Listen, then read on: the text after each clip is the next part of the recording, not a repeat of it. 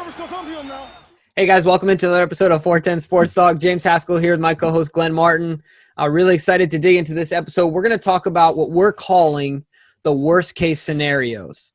So we're going to preface this, and I'm going to let Glenn kind of set the table as to the parameters of this conversation so you guys get a good outlook as to what we're going to be talking about. But the only thing I want to mention is we believe the Ravens are going to be very good this year. We're on record now. We've been on record since who knows how long. Just like Glenn was the first one on the ship that Lamar was going to the MVP, we want to let you guys know that we're the first ones on the crowded ship that the Ravens are going to be very good this year. But aside from that, there are some things that need to be addressed and talked about. So, Glenn, why don't you kind of explain what you mean by worst case scenario and kind of how we're going to do this? Yeah, so like as Jimmy said, the consensus agreement is that the Ravens are going to be one of the best teams in the league this year. But we're going to talk about some scenarios that could take place that could derail this dream season and this goal of going all the way, getting to the Super Bowl this year. And we're not speaking of any injuries. Anybody can go on here and say, well, if our quarterback gets hurt, there goes the – well, yeah, we understand that, But we're talking about just strictly performance issues that could derail the team going forward. So, yeah, let's just jump right into it. So the first topic I want to bring up is a topic that got a lot of headlines in the offseason, and that is the trading of Hayden Hurst. A lot of people were – and it's not like through fault of the Ravens because Hayden Hurst was clearly unhappy being number 2 or in some cases number 3 guy here in Baltimore. He wanted to be the number 1 tight end. So the Ravens made the best of the situation, of course, by trading him to Atlanta and getting a second-round pick in return, and they used that pick to get Dobbins. So it was really a win-win for both. But let's talk about what the negative ramifications could be, because there's no team that runs a 3 tight end set more than the Baltimore Ravens. There's no team that targeted their tight ends more in the passing game than the Baltimore Ravens. And, yeah, I know he wasn't our leading tight end. He was our second or third, depending on how you look at it. But he still had 39 catches for 350 yards and 2 touchdowns. And he was still integral in blocking on a lot of these big run plays that established us as the greatest running team in a single-season running team in the history of the league in 2019. So, Jimmy, how could they just got rid of Breeland. They just waived Breeland with the injury to his knee. He's not ready to play. So right now they got Eli Wolf. They got James Scarf, right? Or Charles Scarf or James? Scarf. Is Charles? Scarf. Okay. Yep. And then they have the newly acquired Jarrell Adams that they just picked up, who has very minimal achievements in his short career. How can they fill the role? And are you a little concerned about Hurst not being here? Yeah, I am concerned about Hurst not being here. The reason is, and I've noticed a lot of people are talking about, okay, well, we can match the production. And that's fine. That's easy to say. But Hayden Hurst was a top-level athlete. We got to remember, he was drafted, and people can say it's a mistake whether they want to or not, but he was drafted before Lamar Jackson in that draft for a reason. So we had a luxury. Now we're going from a luxury to an undrafted guy. 2 different players, right? So I don't think it's fair to say, well, Hurst didn't put up tons of numbers, therefore we can just swap him out with another guy. It doesn't always work that way. There's a lot of things that don't show up in the stat sheet. And then in addition to that, he's going to draw, in my opinion, he probably drew much more attention to himself than an undrafted guy's going to, right? So he facilitates more people being open and other parts of the offense working more fluidly. So I think that I was a Hayden Hurst guy. While I like the trade, I think it was a win-win. I'm happy for him and happy for us. I think that it will have an impact on us, especially early in the season. I think that the way we can mitigate the loss, the impact of not having Hayden Hurst is using Ricard. I think Ricard is our best third tight end at this point. Right now, he's not he's not going to go out there and blow the defense out of the water, and hit like 22 miles an hour like Hayden Hurst did in the Buffalo Bills game. But as far as being reliable blocker, blocking, being reliable, knowing the offense, he's probably the best one we got. So long story short, I'm concerned. If you had to ask me 1 through 10, I'm probably at like a 6.5. Okay. And then one other wrinkle I'm going to throw in there, of course, is the fact that Mark Andrews is diabetic, type 1 diabetic. And so if he does happen to come down with COVID, he's not, I mean, as far as what we know about COVID, he's probably not going to recover as quickly. Yeah. So those are my thoughts on it. What do you think about what I have to say? No, I mean, I agree with you. I think his athleticism, even if he wasn't making catches on plays, I think you're right. He was at least commanding the attention of the defense, which opens it up for his teammates. And he still was very productive with the limited targets he did get. He was our third leading as far as catch percentage. He was third on the team, and he was first among wide receivers and tight ends. So the guy didn't drop a lot of balls. He made the most of it. You mentioned his top speed. We're certainly not going to find that kind of speed and athleticism anywhere right now out in the free agent market. So I'm a little concerned. I think that, again, as we said, we both agree that they're going to have a good season. So I think they can ultimately make up for the loss. But I think that some people are kind of overlooking it as the significance that it is. Yeah. But that's just me. No, I agree with you there. I do think it is something that needs to be talked about at the very least, right? And strategized for, not just overlooked. The other thing that I want to bring up, since we're talking about worst case scenarios, is the worst case scenario happened at the end of the season / very beginning of the offseason. Marshall Yanda decided to retire. As far as offensive line goes, that is probably the worst case scenario, other than a catastrophic injury to some younger guys. But Marshall is gone, and a lot of people, I think, are not talking about the fact that he is gone and he is going to impact the line in general based on the calls that he made and the assignments that he would help guys get into. And so my question to you is, a lot of people are saying Fluker is just going to be a plug and play guy and there's not going to be much of a drop off. I don't think that's fair to expect that of a guy and, say, hey, go play like a Hall of Famer has been for the past 9 years or whatever the case may be. But are we understating the value that Marshall Yanda, when I say we, I mean Ravens community, right? Right. Yeah. Are we as Ravens fans understating the value that he brought and assuming that there's not going to be much of a drop off? I'm a little bit concerned, and I think the reason, we have great tackles on each end. There's really no doubt about that. But the question is, like, how much did Marshall allow the team to do? Whereas now that he's gone, can they not do it? In other words, like, can Fluker be that pulling guard that we know Marshall can do? Because Marshall can do everything. He can pass block, he can run block, he can pull, he can sit in his base and absorb the bull rush.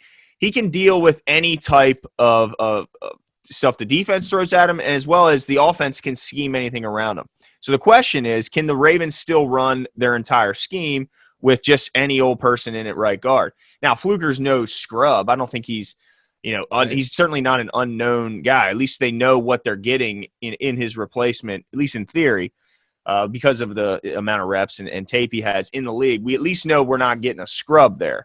But I mean, we're talking about a Hall of Famer in Marshall Yanda, and I don't think DJ Fluker's, with all respect to him, I don't think he's going to be knocking down that door. So there is some concern there. And there's also, I don't know how much of the calls he was making. I've been a little unclear on that, on who was making all the line calls, because I don't believe that responsibility was on Lamar. And if it was on Skura when he went out, it had to change. So I'm wondering if Yanda was the one responsible for making all the calls all season.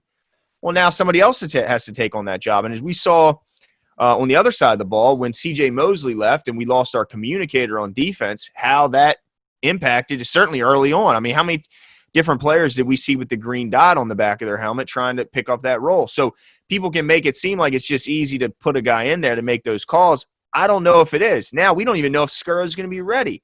If he was to be that next guy, because they always talk about his smarts, it may have to be a guy like Bredesen who has that photographic memory, who is a certified genius to take over, but we don't know. So my point is, we just don't know who that communicator is going to be. We don't know the limitations of the new right guard and whether that inhibits some of the pulling or the it seemed like in big situations, who do we run behind? Yanda, we ran by. Yeah, Big L. absolutely. Yeah. I mean, bottom line. So. Yeah, I'm a little concerned. I mean, I'm concerned for the safety of our young superstar quarterback, who relied on Yanda to protect him. So I think we'll be okay for the most part when it comes to running, but I'm a little concerned more so, I guess, in pass protection. Yeah, and the other thing I think you have to consider, another layer to the effect of Marshall Yanda, is he probably allowed Orlando Brown to play without thinking very much, because Marshall was serving as, his mouthpiece, if you will, saying, hey, giving him tips. Like you said, he was probably in charge of making calls and things like that. And that would allow Orlando Brown to then play freely, instinctively, use his size and natural gifts. The other thing I will mention that does give me confidence, Glenn, it makes me a little less concerned. Fluker looks like an absolute monster. I don't think I've ever seen a more intimidating interior offensive lineman walk into a building before than the video I just saw of him walking in the building. Yeah. So I'm excited about that. But I do agree with you. I think that it's something that needs to be thought about and really dissected as far as how we're going to move on from that. What else you got for me?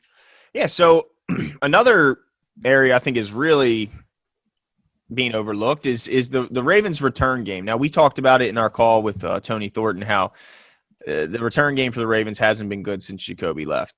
But it seemed like we may have found someone last season when they signed DeAnthony Thomas as a punt returner. He seemed to have a couple games where he was this close to breaking one for the long one. But most importantly, he seemed to be able to hold on to the ball, which is what we wanted from our punt returner for a long time. Just hold on to, just catch it, fair catch it, get the ball to Lamar and that crazy good offense. But this season, DeAnthony Thomas decided to opt out due to COVID restriction, or maybe because he was a little nervous about the roster battle that he was in for. Who knows? But for whatever reason, he chose to opt out, leaving that spot vacant. Now, a lot of people assume that James Prochet will just step into that punt return role and all will be fine. Well, what if James Prochet puts a couple balls in the dirt early on? Who do you turn to? That's my question. So, yeah, everyone just acts like James Prochet is just going to walk in and catch punts from NFL punters with those scary, fast athletes screaming down the field looking to tear his head off. I mean, we've seen tons of guys that can do it in college and just can't do it in the pros. Everyone's just kind of counting on Prochet to just pick it up and be able to do it. I'm a little worried because we know that a turnover can change the game. The better team does not always win. It's a lot of times down to, turnover, things like that. They always say it's like 3 or 4 moments, key moments. That's how close the NFL is as far as talent. It's that close that 3 or 4 moments determine a game. Well, a fumble from your punt returner could certainly be one of those moments. So I'm concerned if Prochet can't do it. I don't see a guy on this roster that I'm thrilled about being back there in a big game catching a punt.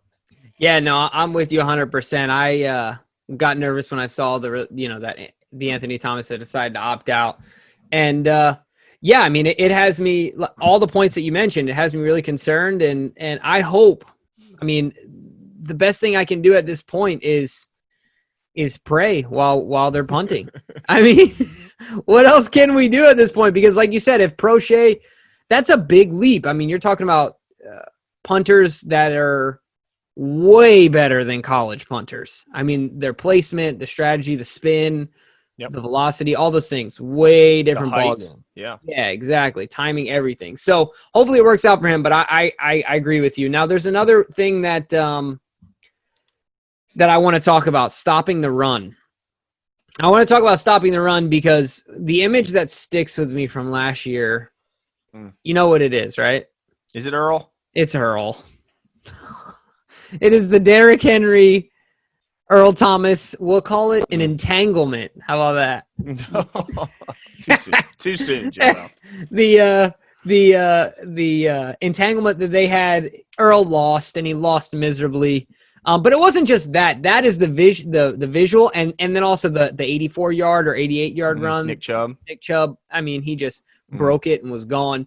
So it doesn't seem like we did a ton as far as getting outside help to stop the run. I mean, we did do some stuff interior speaking, but what about like setting the edge and things like that? So you have 2 things here: stopping the run, and then the outside help setting the edge. Are you concerned about that? Just not concerned about it? I mean, we retained some guys, Jihad Ward, Pernell McPhee, and obviously we got Judon and we got Calais now, who will be playing on the outside. But I don't know. I'm still concerned about it. Am I crazy?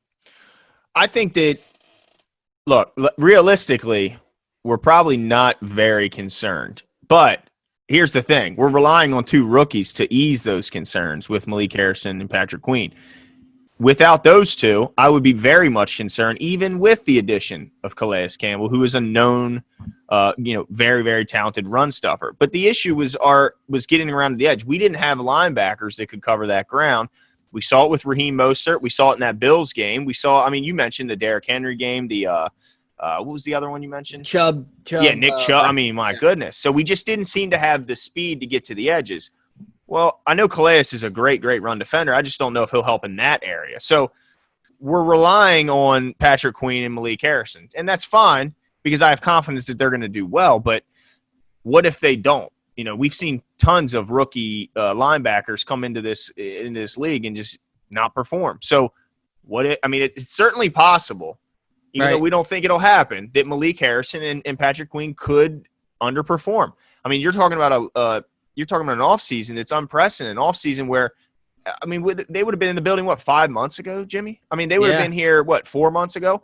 They would have been here for a long time. They just got there this past week.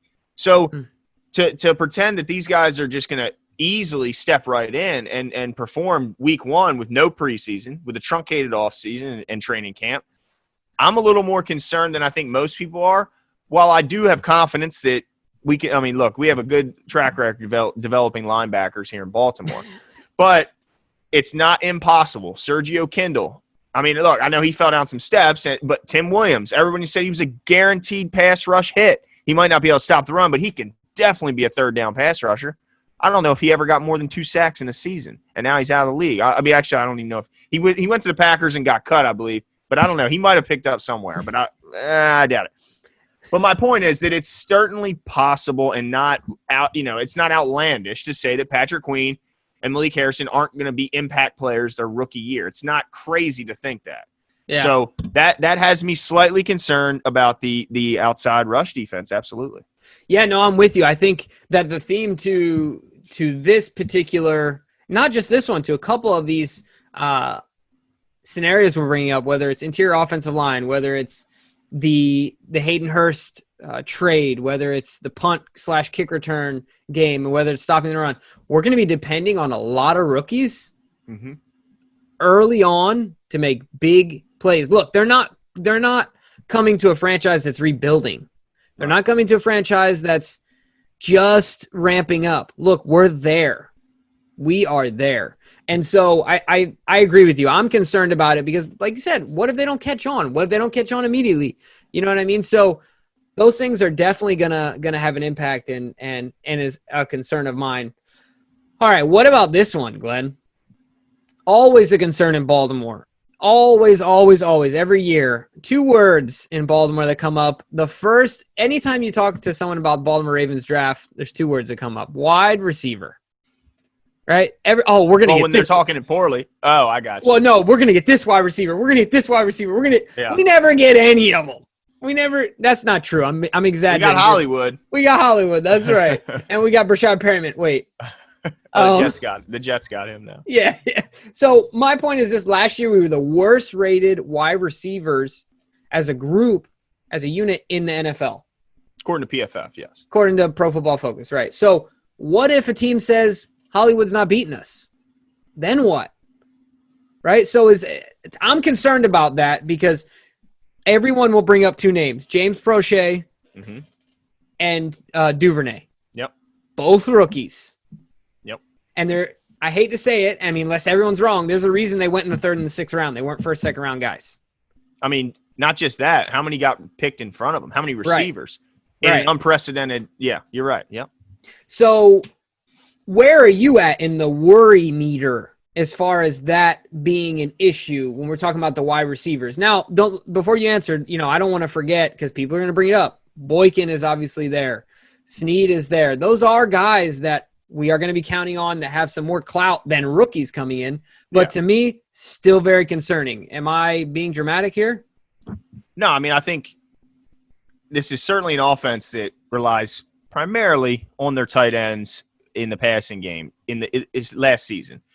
But this could certainly be a shift. With Hurst going out, And really, you didn't bring anyone else in. I mean, other than the draft, but you didn't bring in any established guys in that are going to say, wow, that guy's definitely going to get this many targets.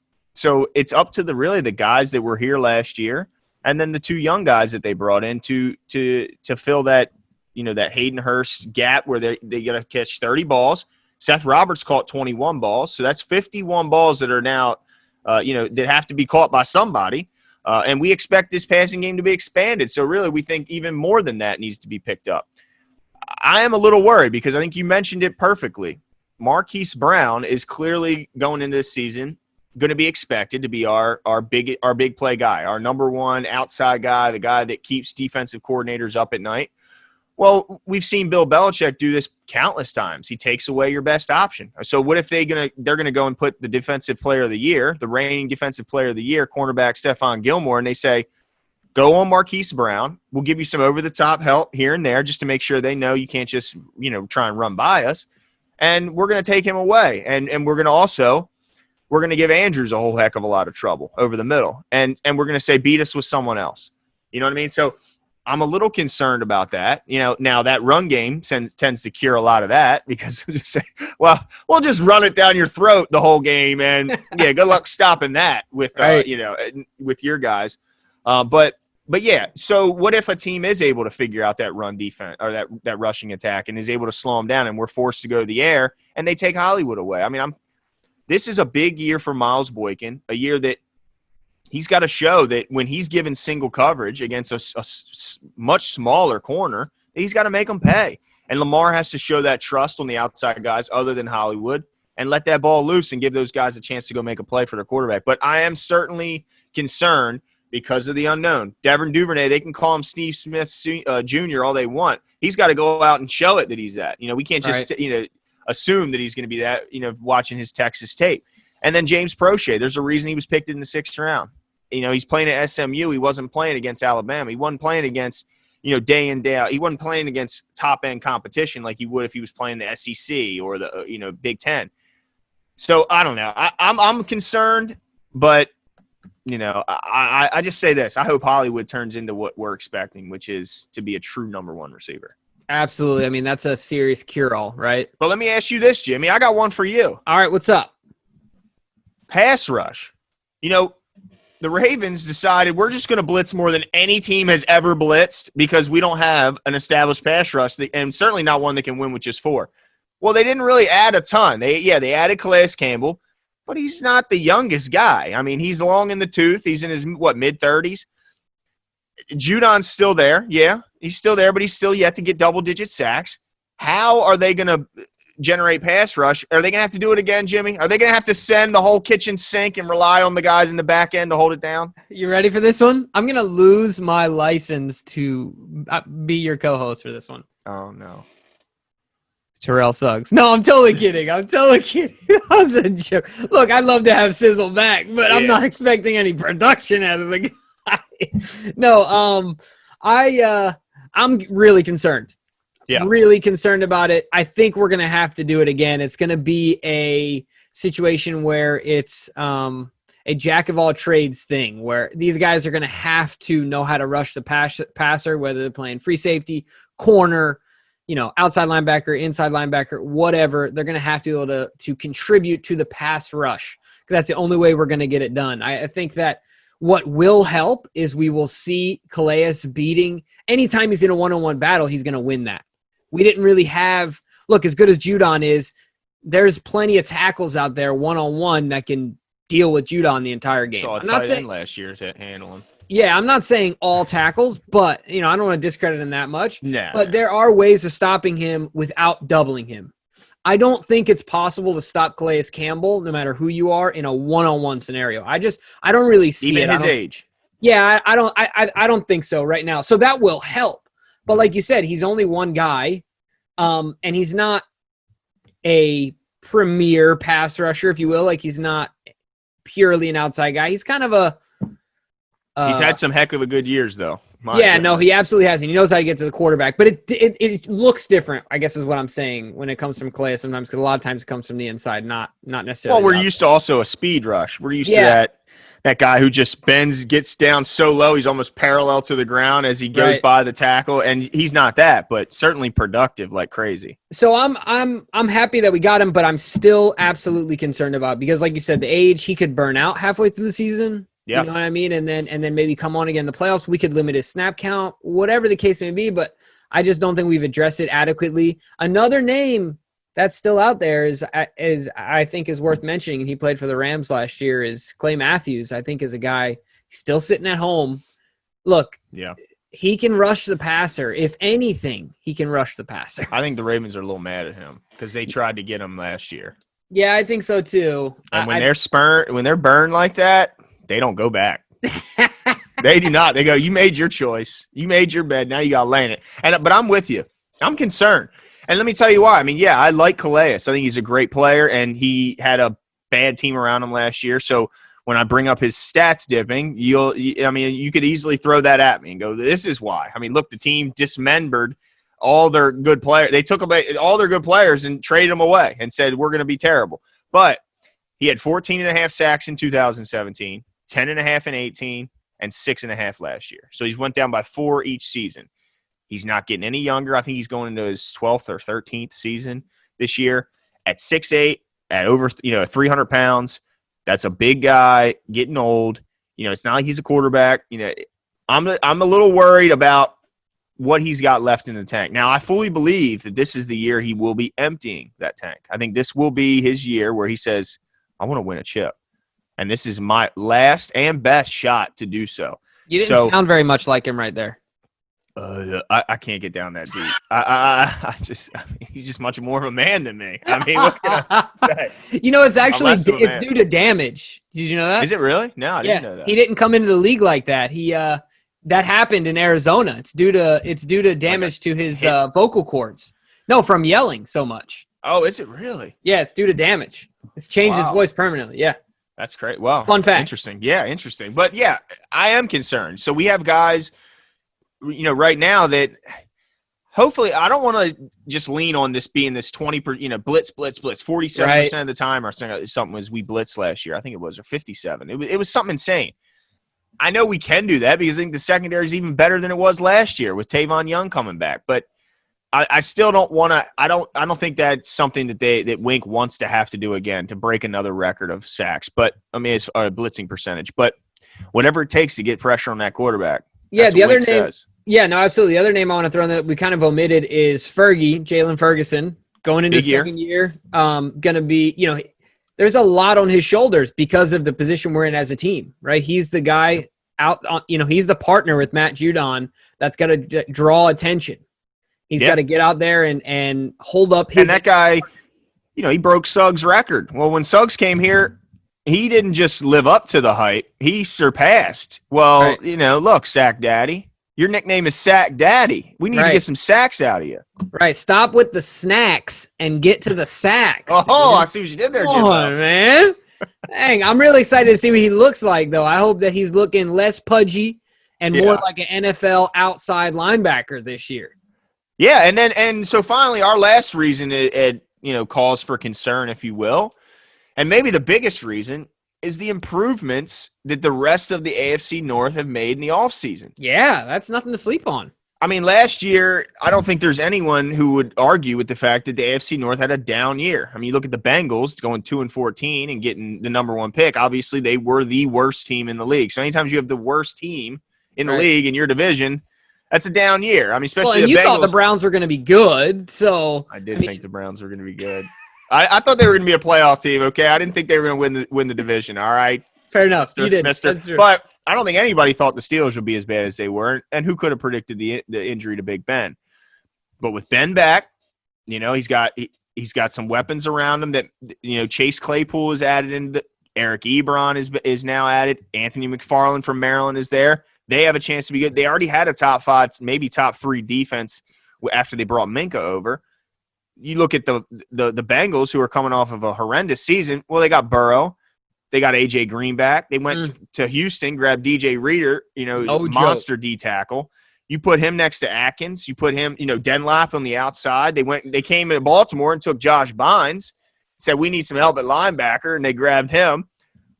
I just think I look at Mixon is the running back with Giovanni backing him up. That's a good 1-2 punch. One of the best in the league. The receiving core might be the best in the league. Yeah. When you consider T. Higgins, A.J. Green, I always forget the young Boyd, Alden Tate, Ross, John Ross, who set the 40 record or whatever. If he could stay healthy, they're really good. Baker just got more weapons put around him by the organization going, look, if you can't do it this year, then I don't know what to do. We got you a quarterback-friendly head coach that brings an offense that everyone's been successful in. They got a monster running back core. Their receiving 1-2 punch might be, if not, it's definitely one of the best in the league. They got 2 great tight ends. They went and patched their offensive line with a first-round left tackle and Jack Conklin coming over from the Titans, who's one of the better right tackles. We know that defense is good. They got, they went and got a bunch of safeties. All I'm saying is the North is good around the Ravens. So if the Ravens come out and stumble in any of these games, maybe underperform in any of these games early, they could find themselves behind in the AFC North and then playing catch up. We just don't know what will happen. I'm not saying the Bengals are going to beat the Ravens for the North. I'm not getting crazy, but all 3 of those teams I believe are better, and that could spell trouble for the Ravens. Yeah, I think a lot of people are saying that the Bengals games are gimmies. I don't think that's fair to say this year. If A.J. Green alone can stay healthy. I mean, look, people forget A.J. Green was a number 1 bona fide, to me, when he's out, bona fide top 5 wide receiver in the league. Easy. And maybe we have a bias towards liking him because he torches us continually. But A.J. Green is an incredible wide receiver when he's healthy. And last year, I think it had more to do with the fact that he didn't want to go out there and play on a crappy team than the fact that he was unhealthy. I don't think he was 100%. And I think it more had to do with the fact that he was like, meh, I don't really want to go out there and play with these guys. So, and you know what? Baker has been spoiled his entire life. Count on him to continue to be spoiled. Dude, what kind of quarterback gets Odell Beckham, Jarvis Landry, Austin Hooper, David Njoku, Kareem Hunt, Nick Chubb? Like, what? Are you serious? Right? You don't think Lamar looks at that and he's like, dude, you're such a spoiled brat. Like, you can never complain. Never. Well, he certainly – look, this is you supposed to be saying why you're worried, not why Baker sucks, Jimbo. That's true. Sorry, I got off. Let me tell – but those are the reasons why I'm worried, because you're at – even a blind squirrel finds a nut, right? So, like, he's got enough guys they're going to put a team on the field that is competitive, right? I mean, even if he's Blake Bortles-esque, they're still going to be competitive because of the talent around him, is I guess my roundabout way of saying Baker sucks and they're going to be competitive at the same time.